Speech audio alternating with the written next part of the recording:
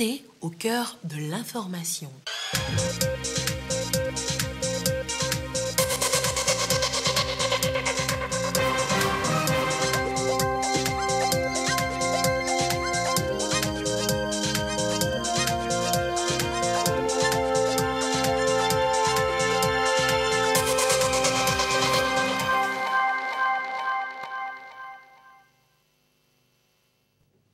Bonsoir à toutes et à tous. Merci d'être avec nous pour ce journal. Au menu, il y a d'abord le FOPAT, le Forum des producteurs agricoles du Togo à Kara, la dernière étape. Cette grand-messe des acteurs agricoles permettra de faire l'état des lieux du secteur, de discuter des voies et moyens pour booster l'agriculture togolaise. Le Togo déclaré éligible au programme Compact du Millennium Challenge Corporation. L'accord est officialisé à Washington entre le vice-président des opérations du Compact et le ministre togolais de l'économie et des finances. Également dans ce journal, la formation des acteurs du commerce et du transport sur la convergence réglementaire du cadre légal du transport routier et du transit douanier. Reportage à suivre. Et puis, la saison pluvieuse et les risques d'inondation, la CEDEAO se prépare à assister d'éventuels sinistrés des États membres. Une stratégie post-inondation sera mise en place à l'issue d'une réunion qui se tient à Lomé. Voilà pour les titres. Bienvenue dans ce journal. FOPAT 2023, le Forum des producteurs agricoles du Togo, effectue son ultime étape dans la région de la Kara. Cette rencontre des acteurs agricoles permettra de faire l'état des lieux du secteur, s'enquérir des projets du gouvernement à leur endroit et formuler des propositions. Nestor Mouzou. Le Forum des producteurs agricoles du Togo, à l'étape de la région de la Kara. Le FOPAT, une initiative du chef de l'État pour prendre le pouls des producteurs dans chaque région. La vision du président de la République pour le secteur pour la période 2020-2025 est de faire de l'agriculture togolaise une agriculture productive à haute valeur ajoutée et moteur de la valeur économique du pays. Le Forum de Kara, tout comme les autres avant lui, est placé sous le thème « Transformation structurelle de l'agriculture togolaise, défis et perspectives ». Le représentant des producteurs à cette cérémonie d'ouverture a salué le choix de ce thème et s'est réjoui des efforts faits par le gouvernement pour le succès de la campagne agricole écoulée. Ces différents efforts du gouvernement prouvent l'importance accordée à la sécurité alimentaire et nutritionnelle dans notre pays.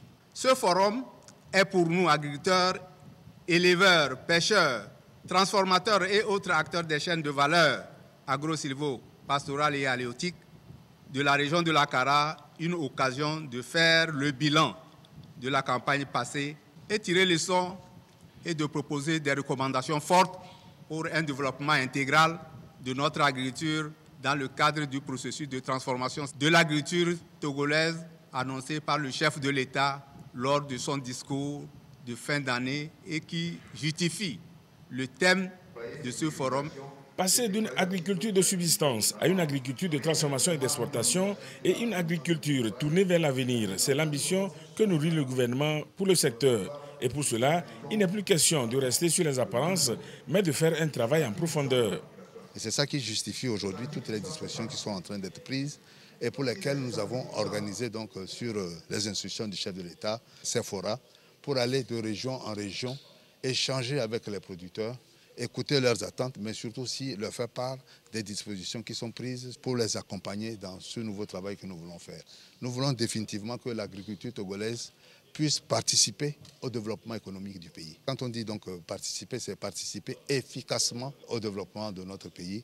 Les plus grands défis à relever pour l'agriculture togolaise sont la mécanisation et la maîtrise de l'eau, a souligné le ministre de l'Agriculture, de l'Élevage et du Développement rural. Le chef de l'État a instruit que nous puissions développer dans chaque région des centres régionaux de mécanisation agricole qui vont en fait mettre à la disposition des producteurs agricoles tout le matériel qu'il faut pour pouvoir donc faire paisiblement leurs activités. La mise en œuvre de la feuille de route gouvernementale Togo 2025 pour le secteur agricole, les aménagements agricoles, les leçons à tirer de la mise en œuvre des ZAP, la carte de la fertilité des sols et la promotion des intrants de qualité, la sécurité alimentaire et la transformation agro-industrielle, les filières prioritaires, le maraîchage et le reboisement compensatoire, la protection des végétaux ont été les communications au menu de ce premier jour du Forum des producteurs agricoles de la région de la Kara. Plusieurs activités connexes auront également lieu avant la traditionnelle rencontre des producteurs avec le président de la République, le jour apothéose. En attendant, certains producteurs agricoles se prononcent déjà sur leurs attentes. Propos recueillis par Nestor Moussou. Prise par le gouvernement, c'est salutaire. Nous sommes très très contents d'accueillir vraiment ce forum des producteurs de la région de la Kara. Nous venons d'être outillés, que les entrants sont déjà en place au Togo. Moi-même, j'ai participé à l'arrivée des engrais. Nous sommes vraiment très très confiants que l'agriculture va démarrer. Nous attendons seulement la dame nature qui est la pluie et que pour que nous impliquons davantage pour pousser la production au Togo, précisément dans la région de la Kara. Ils nous ont parlé aussi de la mécanisation de l'agriculture. Les tracteurs on a déjà vu des échantillons qui sont déjà arrivés dans la région de la Kara.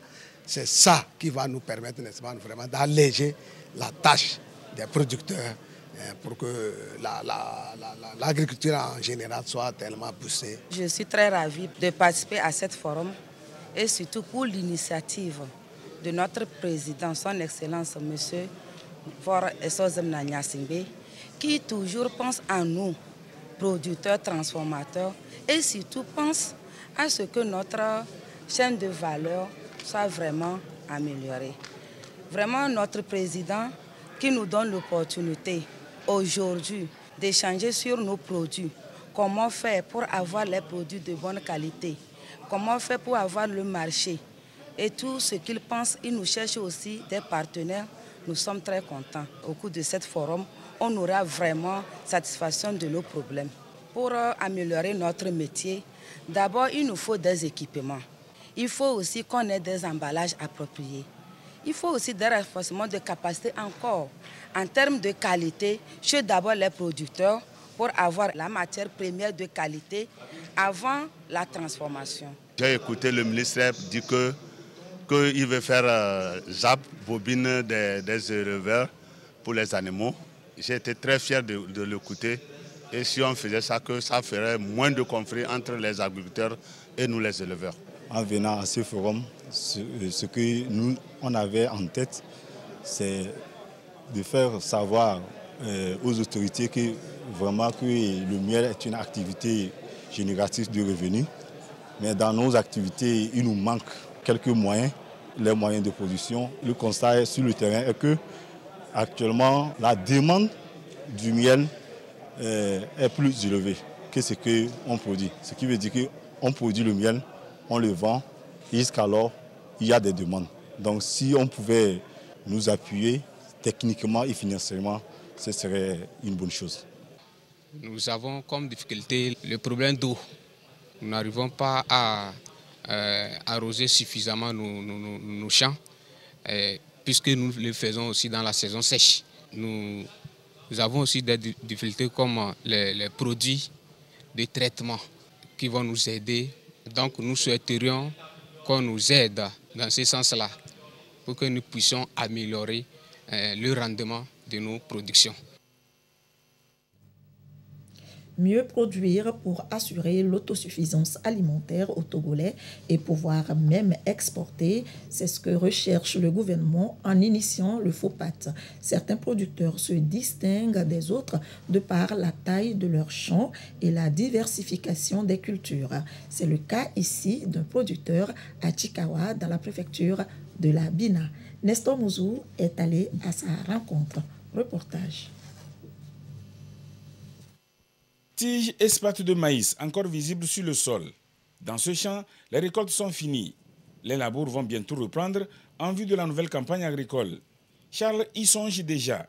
C'est lui qui exploite cet espace espace situé sur la zone d'aménagement agricole planifié ZAP de Tchikawa dans la Bina. Au départ, Charles n'était pas producteur agricole, mais il a fini par comprendre que la terre ne trompe pas. J'ai fui un déclarant en douane. J'ai fait certaines activités au niveau du port autonome de Lomé en tant que transitaire. Mais après un instant, je me suis dit qu'on va à Lomé, on se bouscule, nous n'arrivons même pas à s'en sortir. Mais nous avons l'argent dans la terre. J'ai décidé honnêtement de revenir au Bercail et je vais faire l'agriculture, mais pas comme les autres. Je me suis inscrit au niveau du réseau national des producteurs de semences du Togo. J'avais commencé avec 20 hectares parce que je faisais des semences de maïs, du soja et du riz. Je me suis dit, avec la nouvelle donne, selon ce que le chef de l'État voudrait que vraiment les gens puissent vraiment produire, je me suis dit, est-ce que je ne pouvais pas encore élargir mes superficies? Avec la mise en place de la ZAP, Charles a multiplié sa superficie par 7. J'avais fait 32 hectares de 2020-2021 et 2021-2022, j'ai fait 37 hectares. Et c'est 2022-2023 là que je suis allé à près de 150 hectares. Le maïs, j'ai fait pour cette campagne 2022-2023 100 hectares. Donc il y a eu 40 hectares pour les semences et 60 hectares pour le maïs commercial. Il y a 20 hectares de riz, 10 hectares de soja, 10 hectares de coton. Pour Charles, l'agriculture est très rentable, pourvu que l'on sache se prendre. Avec tout ce que j'ai commencé jusqu'à ce jour, je trouve que c'est rentable. Et que si quelqu'un se gêne, il rentre dans ce domaine, il peut trouver sa part. J'ai des enfants qui sont à l'école. J'ai un qui est à l'université, au CIB, où il fait la gestion des entreprises. J'ai une fille qui est à SGIS. Je paie près d'1,5 million. Si je n'avais pas embrassé l'agriculture, où est-ce que j'allais trouver cet argent pour les accompagner? Et puis, j'ai construit au village. J'ai aussi construit à Kara. Quand j'étais déclaré en douane, je n'avais pas fait ça. Mais dans l'agriculture, en moins de 10 ans, vous voyez ce que j'ai eu à faire. Au regard des efforts qu'il fournit, la délégation à l'organisation du secteur informel d'OSI et la Fédération nationale des groupements de producteurs de coton, FNGPC, lui ont apporté un appui. J'ai eu des tracteurs. Il y a un tracteur par la DOSI. Et il fallait payer. C'est avec l'argent là que j'ai payé.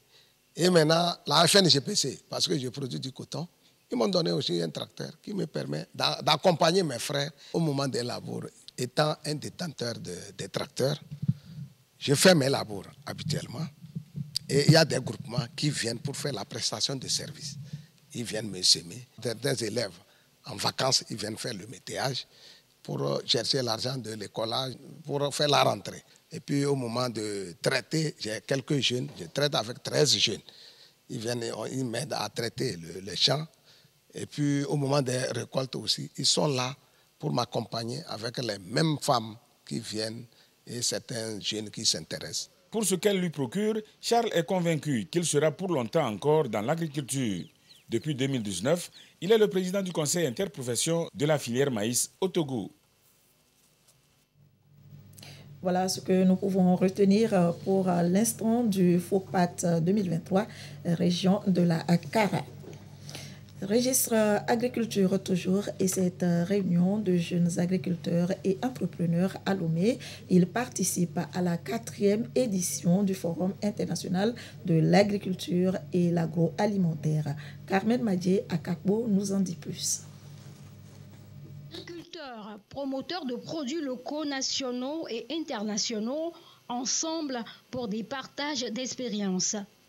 Il est question à cette 4e édition du Forum international de l'agriculture et de l'agroalimentaire de voir dans quelle mesure, avec l'agriculture, on peut promouvoir des emplois verts en Afrique et booster l'entrepreneuriat par l'agroécologie et l'agrobusiness. Nous ambitionnons fondamentalement de faire le renforcement de capacités de tous les acteurs qui sont dans le domaine afin qu'ils puissent être plus innovants et vraiment contribuer au développement du Togo et des autres pays parce que ce n'est pas le Togo seul qui est là.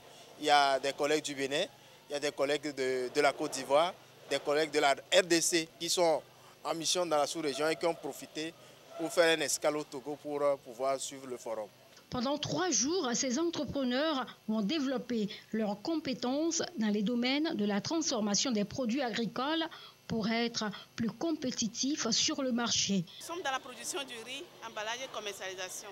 Pour ce forum, nous sommes là pour faire voilà nos produits, pour voir notre savoir-faire, ce que nous pouvons faire avec nos produits du champ. Je suis spécialisé dans la production de l'huile de coco bio. Tout un chacun de nous, conscient, peut apporter un plus à la nation togolaise par ses produits locaux.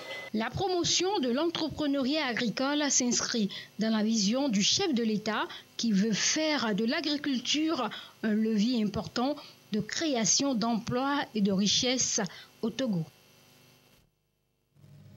Le 14 décembre 2022, le Togo a été déclaré éligible au programme compact du MCC, Millennium Challenge Corporation. L'accord vient d'être officialisé à Washington entre Cameron Alford, vice-président des opérations du compact, et Sani Yaya, ministre togolais de l'économie et des finances. Carmen Madiakakou. Le Togo éligible au programme compact du Millennium Challenge Corporation. L'accord vient d'être officialisé à Washington. C'est le ministre Sani Yaya de l'économie et des finances et Cameron Alford, vice-président des opérations du compact, qui ont signé cet accord du Fonds de développement du programme compact du Togo. C'était en marge des assemblées annuelles de printemps du FMI et de la Banque mondiale. Le ministre Sani Yaya s'est félicité de la formalisation de cet accord avec le MCC. La signature de cet accord est un événement très important pour le Togo. Conscient de l'urgence d'établir des partenariats pour développer l'économie togolaise, le Togo a entrepris depuis 2014 des réformes courageuses telles que l'amélioration du climat des affaires, l'assainissement des finances publiques, la modernisation des services publics, la promotion de la bonne gouvernance. Cette dynamique a entraîné l'adhésion du Togo au programme Threshold du Millennium Challenge Corporation le 14 février 2019, dont l'objectif est de renforcer la mise en œuvre des réformes devant conforter les efforts de développement du Togo et le rendre éligible au programme compact du MCC. Selon l'officiel togolais, le 14 décembre 2022, le Togo a été déclaré éligible au programme compact et n'a cessé d'œuvrer de manière active avec l'appui du MCC à l'élaboration des préalables à la formulation du dit programme au Togo. La signature de cet accord matérialise la volonté des États-Unis d'Amérique à accompagner le Togo à la suite de son éligibilité au programme compact et entre dans le cadre de la formulation accélérée des projets du dit programme. L'accord ici scellé appelle le Togo à multiplier les efforts et à formuler dans les plus brefs délais des projets. Dans un contexte mondial marqué par des crises dues à la pandémie à coronavirus, la guerre en Ukraine, l'inflation et les menaces terroristes, le gouvernement togolais base ses actions sur une feuille de route claire, des projets et réformes prioritaires à mettre en œuvre jusqu'en 2025. Cette feuille de route s'est assignée des objectifs bien précis au sein desquels on peut citer l'accès à l'électricité pour toute la population urbaine et rurale d'ici à 2030 et l'accélération de la digitalisation des services publics et l'accès de toute la population à Internet. Pour le programme compact du Togo, le choix du gouvernement est d'accélérer la réalisation des objectifs précités avec l'appui du MCC, un partenaire historique avec qui le Togo compte écrire une histoire en or afin d'impulser sa croissance économique. Lomé bénéficie déjà du programme Seuil d'un montant de 35 millions de dollars. Mais le compact, c'est autre chose. Les sommes se chiffrent en centaines de millions. Tout autre chose, la formation des acteurs du commerce et du transport sur la convergence réglementaire du cadre légal du transport routier et du transit douanier. Une initiative de la Conférence des Nations Unies pour le commerce et le développement. Marie-Reine Abeta, reportage présenté par Gisèle Kozona. Le commerce intra-régional dans les pays africains se heurte à beaucoup d'obstacles. Parmi ces handicaps, au bon développement des transactions figurent les lourdeurs administratives et les faux frais dans le transit et le transport des marchandises. La conférence des Nations Unies sur le commerce et le développement part en guerre contre le phénomène. C'est à travers son projet facilitation du transit, du transport et des échanges en Afrique de l'Ouest. Certains obstacles au commerce qui ont été identifiés, notamment au niveau des procédures administratives, au niveau des passages frontières, notamment le poste de contrôle juxtaposé de Saint-Cassé, notamment au port de Lomé. Et ceci n'est pas une question uniquement du gouvernement, mais aussi une question de réglementation au niveau des acteurs du transport qui doivent aussi se conformer à cette nouvelle structure. La formation de cette semaine, c'est de donner aux acteurs un minimum de repères pour savoir choisir un incoterm quand on passe un contrat d'achat ou de vente d'une marchandise. C'est de savoir que le contrat de transport, il y a des règles internationales qui sont issues du cadre de l'OHADA qui s'appliquent, qui définissent la responsabilité du transporteur, les obligations du donneur d'ordre. Puis enfin, un élément très important qui est totalement méconnu, mais qui coûte très cher, c'est la problématique des assurances dans le secteur des transports. Des assurances des véhicules pour la circulation, ça c'est bien connu, mais c'est malheureusement pas forcément bien compris. Démarré avec le Bénin, le Niger et le Burkina Faso, le projet couvre désormais le Togo. La participation du Togo cadre avec la politique de promotion du commerce par le gouvernement.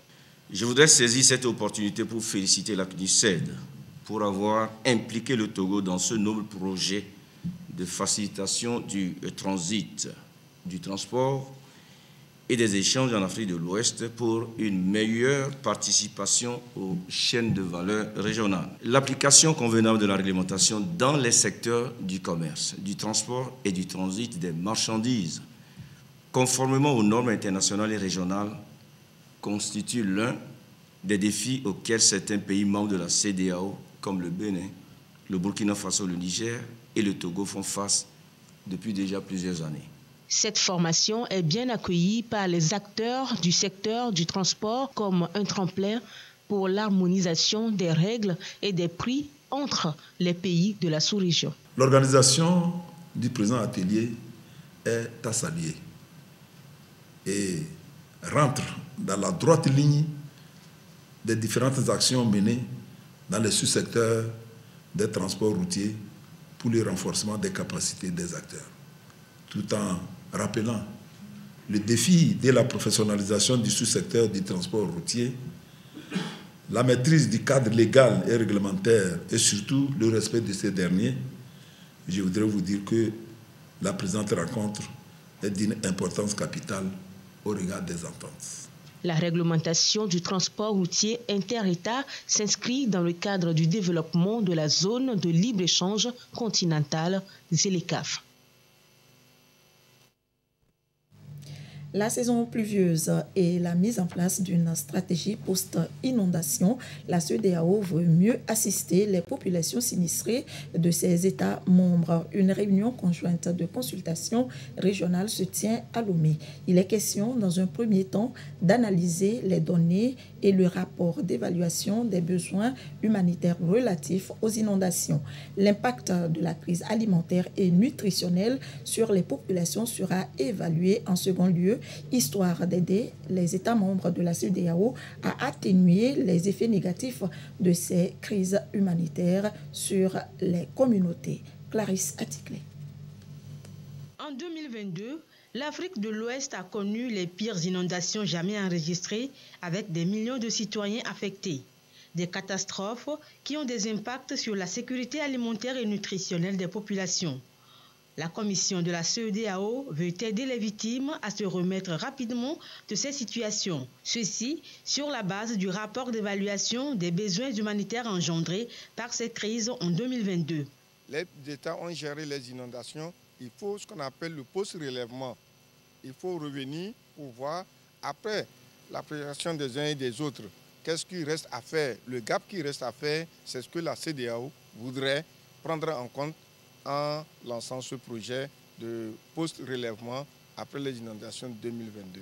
La rencontre de Lomé sera assortie des recommandations aux États et à la CEDEAO ainsi qu'aux partenaires qui vont travailler ensemble afin de trouver une stratégie coordonnée pour non seulement répondre aux besoins d'urgence mais aussi pour promouvoir une approche de préparation. La commission de la CEDEAO a constaté que les États membres font d'énormes efforts. Les partenaires aussi en font autant pour soutenir les victimes des crises humanitaires. Les autorités estiment qu'il y a encore nécessité de continuer à soutenir les États membres de la CEDEAO. Et notre souhait est qu'à la fin de cette rencontre de Lomé, nous soyons en mesure de définir les priorités au niveau local et de mettre à disposition les ressources nécessaires pour soutenir les 15 États de la région ouest africaine.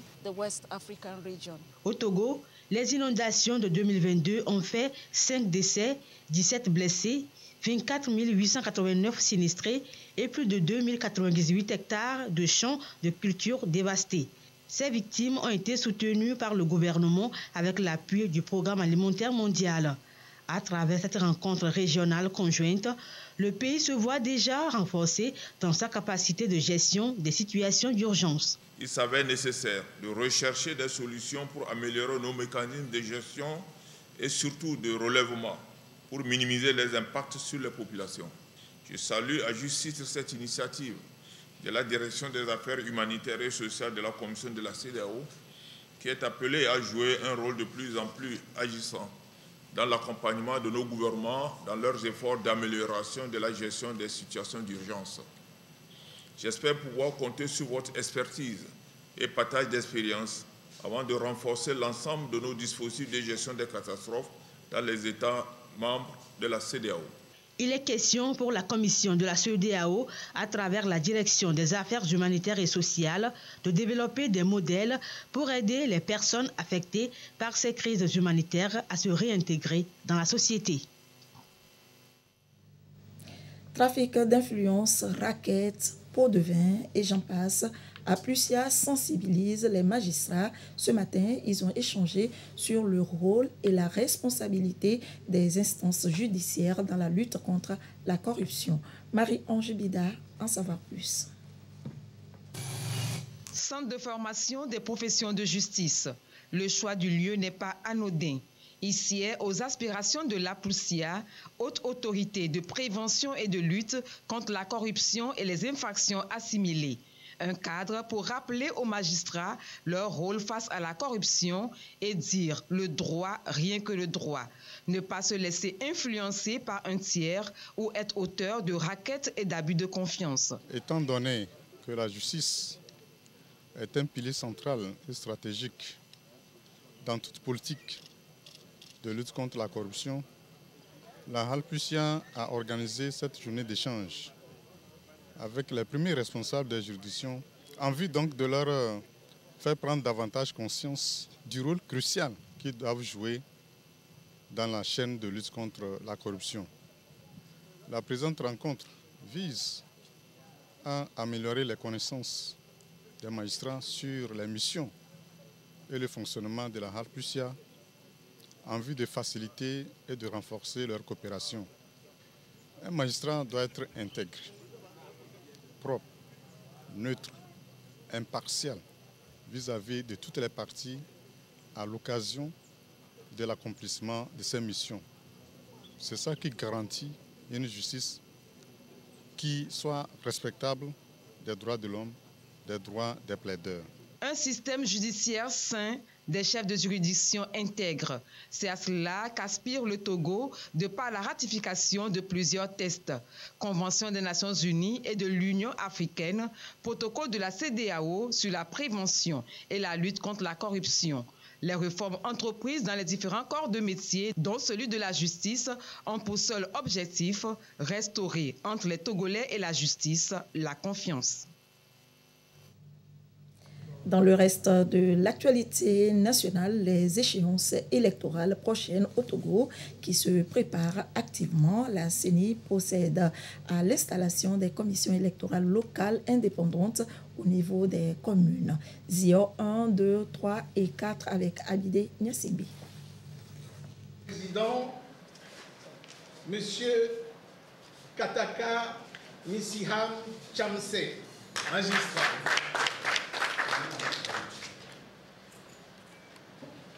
Administration, Monsieur Edo Komlan Djifa. Ils sont installés conformément à l'article 28 du Code électoral. Voici les 2 commissions électorales locales indépendantes qui seront chargées de superviser et coordonner les données des prochaines élections dans le Zion 1, 2, 3 et 4. Pour une parfaite connaissance des rôles qui sont les leurs au cours des élections, la Commission électorale nationale indépendante CENI les soumet à plusieurs examens. Ils vont devoir revoir les dispositions contenues dans le Code électoral. Dans le cadre des élections 2023 à venir, il s'avait nécessaire que dès maintenant même on installe les structures qui seront chargées d'organiser, de superviser les élections dans cette préfecture. Donc nous sommes là ce matin pour installer tous les membres des 2 CELI ici dans la préfecture de Sion. Et c'est pourquoi nous sommes là et la cérémonie s'est bien déroulée. Il revient désormais aux commissions électorales locales indépendantes de former les comités des listes et cartes pour un meilleur fonctionnement et organisation de leur centre. Politique toujours, la célébration des 11 ans d'existence du parti UNIR, Union pour la République. Des officiers religieux ont eu lieu pour la circonstance à Atapamé, prière pour la paix, la solidarité et le développement du Togo. Sylvain Abdou. Une célébration eucharistique pour dire merci au Seigneur pour les 11 ans du parcours du parti UNIR, Union pour la République. Cadres du parti UNIR, section Ogou, ainsi que les militants et militantes se sont donc joints à la communauté chrétienne de l'église Notre-Dame de la Trinité pour élever leur voix, prier pour la consolidation de la paix, la sécurité et le bien-être des Togolais. 11 ans dans la vie d'un parti politique, c'est beaucoup. UNIR est né chez nous ici à Atapamé dans la préfecture de l'Ogou. Aujourd'hui, on a compté 11 ans, et c'est tout à fait normal qu'on vienne rendre grâce à Dieu pour sa miséricorde divine, qu'on prie pour le parti et en tête le distingué militant. Le chef de l'État est nommé Fort-Essor Sibna Nyasingbe, son gouvernement à tous les Togolais. En dehors de ça, nous sommes venus prier pour la paix, la sécurité dans ce pays. Donc on est venu rendre grâce à Dieu pour cette paix et prier pour la pérennisation de cette paix. Cette communion a été également révélée par le père célébrant Honoré Mélessoussou, qui a appelé les fidèles à s'affermir dans la foi pour que l'observation de ces valeurs soit une réalité dans notre pays. C'est ce que tout gouvernement essaie de faire. Avec les lois et le droit universel, qu'est-ce qu'on cherche? On cherche le vivre ensemble. Même l'intention formulée en parle, que nous puissions vivre ensemble, nous puissions être ensemble, nous puissions marcher ensemble. Je crois et je pense que quand nous prions pour notre pays, c'est aussi une manière de dire nous avons besoin de marcher ensemble, d'écouter tout le monde sans aucune contrainte, imposition, que nous puissions réfléchir ensemble. Cette prière marquant ce 11e anniversaire du parti UNIR a été également observée à l'église évangélique presbytérienne d'Apégamé. Ceci à travers un culte d'action de grâce célébré pour la circonstance. À travers la célébration de ce 11e anniversaire, les musulmans n'étaient pas en reste. Ils ont eux aussi prié Allah pour un Togo uni et prospère en vue d'un développement harmonieux et durable. Togocom dévoile ses nouvelles offres Internet avec plus de mégas. C'est pour répondre aux attentes de sa clientèle et leur faire profiter de diverses opportunités. Immaculée Bawe Abalo, commentaire sur Image, Gisèle Kozona. À seulement 3 000 francs. Togocom augmente les volumes de ses forfaits Internet. Par exemple, l'offre de 3 000 francs fait 3 gigas pour 30 jours. Désormais, les forfaits journaliers, hebdomadaires, mensuels qui bénéficient de la vitesse 4G partout au Togo seront augmentés de 50% au même tarif. Le message principal, c'est le fait que pour les mêmes tarifs, vous voyez le volume de votre souscription augmenté, c'est-à-dire qui va jusqu'à 100%. Par exemple, sur l'offre de 1000 francs qui était à 500 mégas, vous passez à 1 giga et valable 7 jours. Voilà. Et vous avez l'offre également de 3000 francs qui était de 2,5 gigas valable 7 jours qui passe à 3 gigas valable 30 jours aujourd'hui. Il faut dire que c'est l'offre la plus accessible du marché en termes d'offres mensuelles. C'était pour répondre à un besoin marché qu'aujourd'hui les usages sont en train de changer. Et les gens ont plus besoin de plus de volume depuis un moment. Mais on sait également qu'au niveau économique, il y a quelques difficultés. C'est pour ça qu'on a gardé les mêmes tarifs et nous avons augmenté ces volumes-là. Togocom veut ainsi répondre aux attentes de ses clients et de leur permettre de profiter de ses services Internet. Nous accueillons favorablement la nouvelle que vient de nous donner Togocom. Donc c'est une joie pour nous. Nous avons jusqu'à 100% des forfaits par rapport à la consommation, par rapport au prix aussi de souscription. Donc je crois que c'est une bonne nouvelle à apporter à nos consommateurs. Nous tendons vers une satisfaction, mais nous ne sommes qu'au lancement. Nous attendrons pour voir le ressenti, les retours de la population, des consommateurs que nous sommes et que nous représentons ici. La souscription au nouveau forfait, c'est via étoile 909 étoile 2 dièse ou dans les points de vente agréés sur toute l'étendue du territoire national. Le président de la République, Faure Eswatini Gnassingbé, a offert ce jour des vivres à la communauté musulmane du Togo.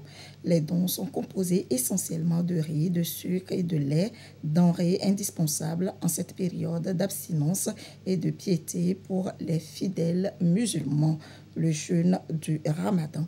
Gisèle Kozona.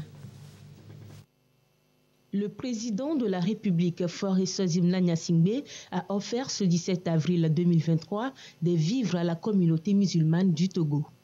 Les dons sont composés essentiellement de riz, de sucre et de lait, denrées indispensables en cette période d'abstinence et de piété pour les fidèles. Ce geste de solidarité du chef de l'État permettra aux musulmans, surtout les plus nécessiteux sur l'ensemble du territoire, d'observer sereinement le jeûne du Ramadan, l'un des 5 piliers de l'islam. À Lomé, comme dans les différentes régions du pays, les bénéficiaires ont accueilli avec déférence cette marque d'attention du président de la République et lui ont exprimé leur sincère gratitude pour sa permanente sollicitude. Les fidèles musulmans ont à l'occasion prié pour le chef de l'État afin que Allah l'assiste dans sa noble mission à la tête du pays. Ils ont également prié pour la paix et la cohésion nationale. Nous nous permettons de remercier très vivement le chef de l'État, M. Faure Eswatini Gnassingbé, pour cette immense offre. C'est un acte annuel que le chef de l'État fait à chaque période de Ramadan. Nous le remercions vivement. Nous avons demandé à nos religionnaires, à nos musulmans, de prier toujours pour la paix au Togo et de prier surtout pour le chef de l'État. Nous allons profiter de cette occasion pour leur demander de prier Dieu, de demander à Dieu de nous débarrasser des fléaux récurrents, comme vous les connaissez, la pandémie, le terrorisme. Il faut rappeler que chaque année, à l'occasion du mois de Ramadan, le président de la République fait acte de générosité à l'endroit des musulmans par des dons de vivres. Et c'est ainsi que se termine ce journal. Merci de votre attention. Restez avec nous, nos programmes se poursuivent. Tout de suite, la météo, à suivre le panorama des sports avec Claude Ama et ses invités. L'actualité revient à 22h30. Merci de votre fidélité. Très belle soirée à vous.